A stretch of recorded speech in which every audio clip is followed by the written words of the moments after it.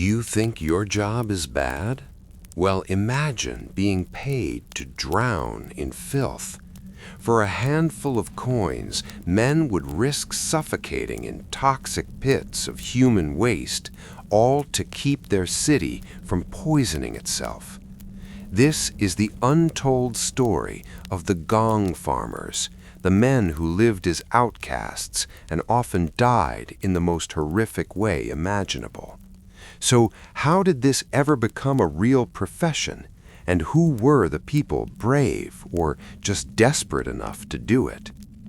Before we descend into the pit, let's picture the world that created the Gong Farmer. Think of London in the 14th or 15th century. It's a city teeming with life, a chaotic, vibrant hub of trade, politics, and tens of thousands of people packed within ancient Roman walls. But all those people created a universal, daily, and unrelenting problem: human waste. For us, this is a problem solved with a simple flush. An invisible network of pipes whisks our troubles away, out of sight and out of mind. But the medieval and Tudor world had no such luxury. The advanced sanitation of the Roman Empire, with its grand aqueducts and public sewers, was a distant memory. The societies that came after just didn't have the money or centralized government to maintain such complex public works. Cities were on their own. So where did it all go? For many, the answer was shockingly simple: out the window. A shout of "Gardez-le," a warped version of the French "Gardez-l'eau," or "watch out for the water," might be the only warning before the contents of a chamber pot rained down on the street below. Rain might wash some of it into the river, but mostly the streets were a rancid cocktail of mud, animal droppings, and human excrement. As cities grew denser, this became a crisis. People began to realize, even without understanding germ theory, that filth bred disease. The devastating waves of plague that swept across Europe hammered home the terrifying link between squalor and death. Slowly, regulations appeared. Cities installed some public latrines, known as houses of easement, but they were few and far between. One late 14th century account, for example, noted that London, a city of around 30,000 people, had only 16 such facilities. For those who could afford it, the solution was private. In grand castles, they built garderobes, a word that literally means wardrobe.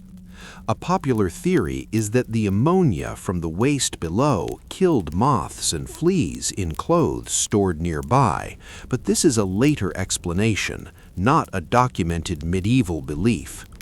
These were often small stone rooms jutting out from castle walls, with a bench and a hole perched over a chute. Depending on the castle's design, the waste would drop into the moat, a river, or over a cliff. In towns, however, the waste had nowhere to fall.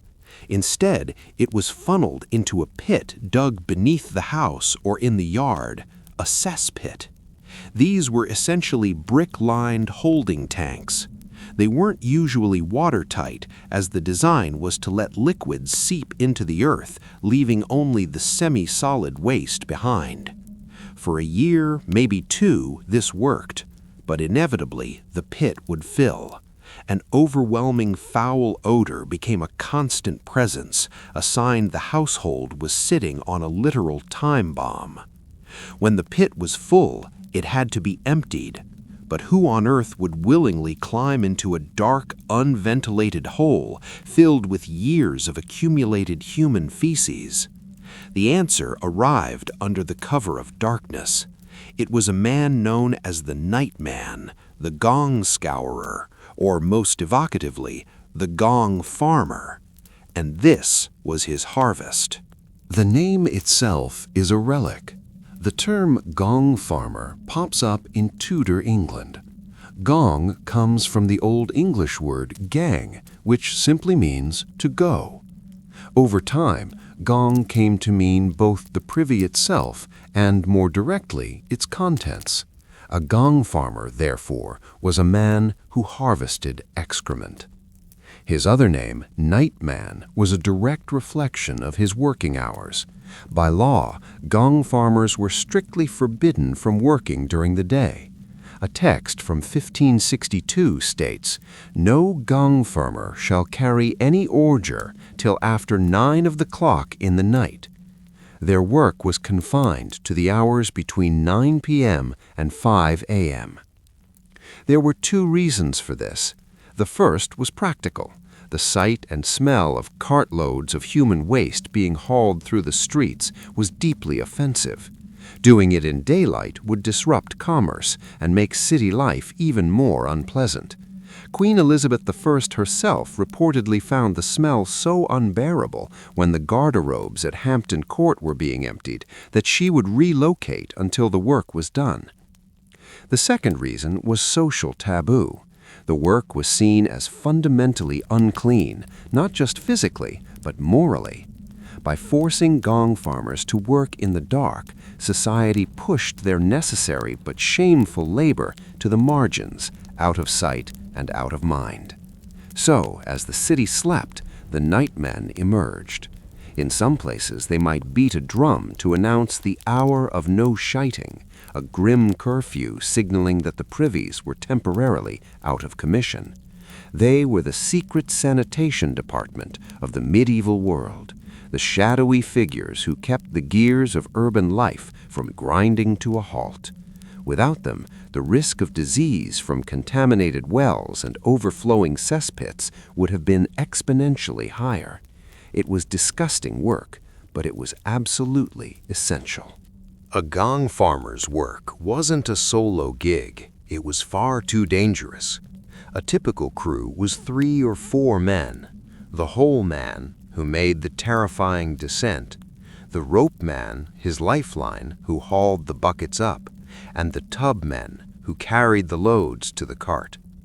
Their tools were brutally simple: shovels, sturdy buckets, a strong rope, and a horse-drawn cart. The process was a grim choreography in near-total darkness. The crew would open the cesspit, often a stone slab in a cellar, and the first wave of stench that escaped was a physical blow. Some Tudor-era gong farmers reportedly took up smoking tobacco, hoping the smoke could fight the overwhelming smell. It's believed the most dreaded job, going into the pit, often fell to apprentices. Some sources suggest young boys were used for this, as their small size made them ideal for climbing into tight spaces. If so, it was a brutal form of child labor, where a son likely learned the trade from his father because the family's outcast status left him few other options. The whole man would strip down to his trousers, have a rope tied around his waist, and take a lantern and shovel before beginning the descent. He'd climb down the ladder until it disappeared with a sickening slurp into the sludge below. He would step off into a substance that was neither solid nor liquid, a dense mass of human waste that could be knee-deep, waist-deep, or even neck-deep. His work began with a scoop. He'd fill a bucket, shout to his crew, and the rope man would haul it up. The tub men would dump it in the cart, and the empty bucket would be lowered back down. Scoop, lift, haul, empty. This was the rhythm of their night, repeated for hours. The job wasn't just emptying the pit. They also had to clean the chutes leading down from the privies, which could get clogged. It's sometimes suggested that gong farmers might have been tasked with defending castles from enemies trying to sneak up these chutes, but this overstates the evidence. While a guardrobe shaft was a potential weak point for invaders, there's little to suggest gong farmers themselves routinely served as guards. For hours they would toil in the dark, their bodies covered in filth, their lungs breathing in poison. It was grueling, physically exhausting labor, performed in the most wretched conditions imaginable. To really understand a gong farmer's life, we have to follow him down that ladder. The descent itself was an act of bravery or sheer desperation. The feeble light from the lantern would barely penetrate the oppressive darkness, and the stench would become a physical entity, a taste in your mouth, a burning in your eyes and lungs. You were climbing into the source of the poison. The primary danger wasn't the filth, but the air. From a modern scientific perspective, we know that as organic matter decomposes in an unventilated space, it consumes oxygen and releases toxic gases like methane and hydrogen sulfide. Methane is flammable, creating a risk of explosion from a lantern's open flame. Hydrogen sulfide is even more insidious. It's poisonous, and in high concentrations, it paralyzes the olfactory nerve, meaning the warning smell of rotten eggs would suddenly vanish. This was a fatal trap. The gas attacks the nervous system, causing dizziness and confusion, and eventually unconsciousness. A gong farmer had to watch his lantern. If the flame flickered and dimmed, it was a critical sign that oxygen was running low. But by the time a man felt dizzy, he might already lack the clarity to signal for help. He could just slump over and fall face first into the sludge. Drowning in filth was a horrifyingly common way for a gong farmer to die.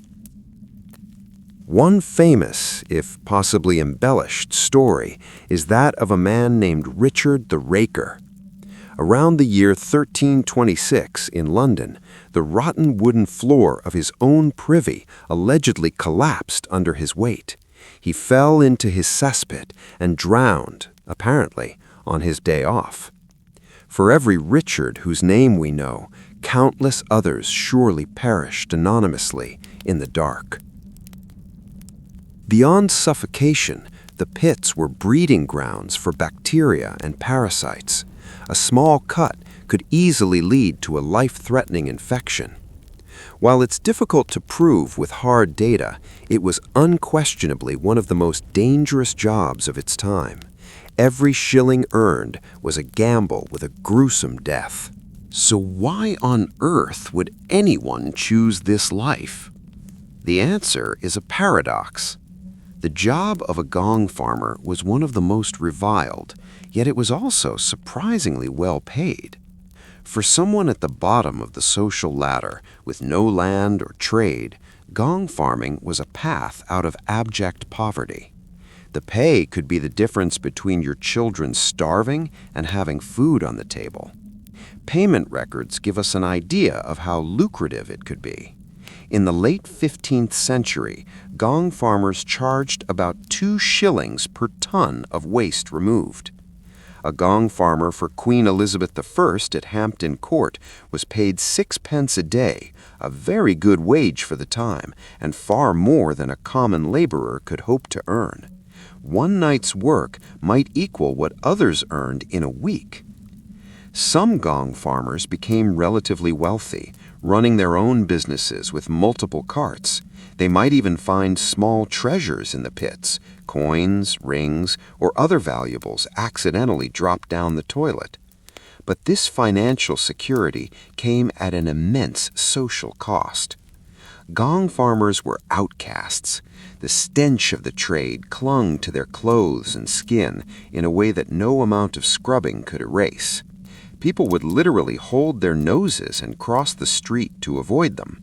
In some jurisdictions, they were restricted to living in designated areas on the outskirts of the city, segregated from the very people their work protected. It's easy to imagine their families suffered the same stigma, with children being shunned and finding it difficult to marry outside the trade. The authorities also kept them under tight control. The work was essential, but it had to be managed. The 9 p.m. to 5 a.m. work hours were rigorously enforced, and the law dictated exactly where the night soil could be taken, official dumping sites outside the city walls. Dumping illegally was a serious offense. One gruesome, though perhaps apocryphal story tells of a London gong farmer caught dumping waste in a back alley. As punishment, he was allegedly placed inside one of his own pipes, which was then filled to his neck with filth and put on public display with a sign detailing his crime. This was the strange life of the gong farmer. More money than many of his neighbors, but none of their respect. He was a necessary evil, profiting from the city's filth while paying for it with his dignity. The story of the Gong Farmer is a stark reminder of the hidden labor that built our world. It's messy and uncomfortable. If you find these forgotten histories as fascinating as we do, make sure you subscribe so you don't miss our next journey into the past. The final journey of the Gong Farmer's cart reveals the most surprising part of his story. The tons of excrement he hauled out of the city didn't just disappear. This night soil was a valuable commodity. For millennia, across cultures, from ancient China to Europe, human waste was recognized as a potent fertilizer. The lay stalls outside the city walls weren't just dumps, they were collection points where farmers would come to purchase the night soil. They would then cart it back to their fields to enrich the soil. Human excrement is rich in nitrogen and phosphorus, essential for crop growth. Before artificial chemical fertilizers, night soil was one of the most effective ways to ensure a bountiful harvest. In Europe, the practice was vital. Much of London's waste was taken to dumps along the River Thames, like the aptly named Dung Wharf. From there, it was loaded onto barges and transported to farms and market gardens in the countryside. Some of these dumps grew to an enormous size. Modern researchers estimate that by 1780, one London site called Mount Pleasant covered 7.5 acres. This created a strange, hidden cycle. The filth of the city became the food of the country. The Gong Farmer stood at the center of it all. He was the outcast who took the city's waste and enabled the production of the food that would feed the very people who shunned him. He wasn't just cleaning up the past, he was fertilizing the future. His harvest of filth was, in a very real sense, a harvest of life. The final journey of the Gong Farmer's cart reveals the most surprising part of his story. The tons of excrement he hauled out of the city didn't just disappear. This night soil was a valuable commodity. For millennia, across cultures from ancient China to Europe, human waste was recognized as a potent fertilizer. The lay stalls outside the city walls weren't just dumps, they were collection points where farmers would come to purchase the night soil. They would then cart it back to their fields to enrich the soil. Human excreta is rich in nitrogen and phosphorus, essential for crop growth. Before artificial chemical fertilizers, night soil was one of the most effective ways to ensure a bountiful harvest. In Europe, the practice was vital. Much of London's waste was taken to dumps along the River Thames, like the aptly named Dung Wharf. From there, it was loaded onto barges and transported to farms and market gardens in the countryside. Some of these dumps grew to an enormous size. Modern researchers estimate that by 1780, one London site called Mount Pleasant covered 7.5 acres. This created a strange, hidden cycle. The filth of the city became the food of the country. The Gong Farmer stood at the center of it all. He was the outcast who took the city's waste and enabled the production of the food that would feed the very people who shunned him. He wasn't just cleaning up the past, he was fertilizing the future. His harvest of filth was, in a very real sense, a harvest of life. For centuries, the Gong Farmer was an inescapable part of city life.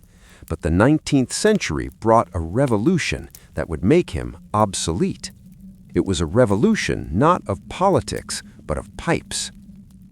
The Industrial Revolution caused an explosion in urban populations.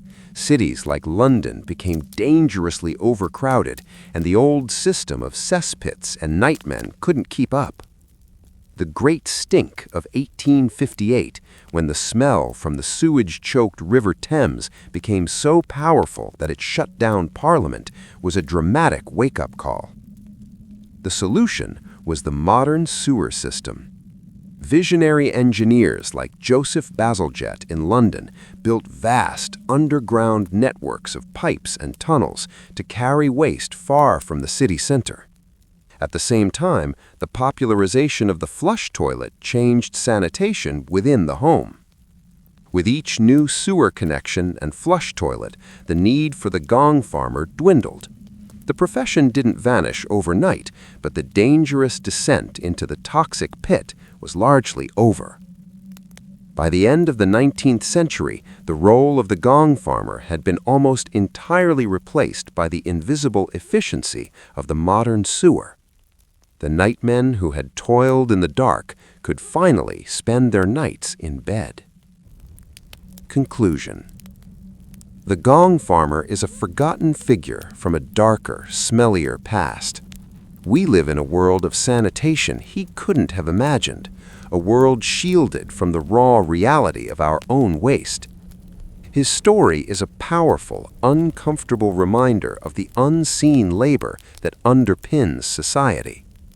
He did the job no one else would do, a job essential for the survival of the medieval city. He lived a life on the margins, surrounded by filth, danger, and contempt, yet he was a crucial part of his world. They lived in filth so that cities could thrive. They braved poisonous pits so others could breathe cleaner air. They were paid to drown in waste, and in doing so, they kept civilization afloat.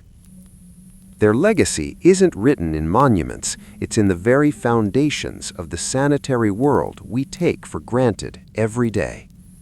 They were the men who worked in the dark so that everyone else could live in the light. What other forgotten jobs from history deserve to have their story told? Let us know in the comments below.